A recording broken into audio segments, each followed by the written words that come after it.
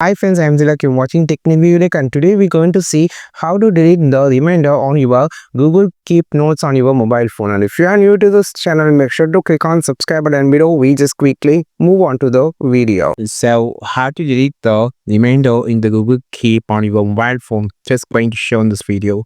For example, I just add a reminder for this show with some date and time. You can see. So how to check first reminder? First of all, click on the status option on the top. Then you have this option called reminders. Click on these reminders. Here you can find all the reminders.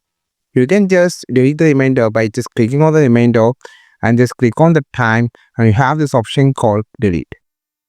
So you can just edit here, or you can just delete option, just click on delete. So if you could not find, you have a lot of notes, but you just need to remove all the reminders, just click on the status option on the top, then just go to the reminder option. Then here, just click on this and click on the reminder, the date and time on the bottom. Then you have this delete option. You can just delete the reminder. This is how you just delete the reminder on your Google Keep on your mobile phone. I think this video helped you a lot. Like this video, share this video, subscribe this channel. We will meet our next video with a super valuable content. This is Tilak signing off from Tech Made Be Unique. Have a wonderful day.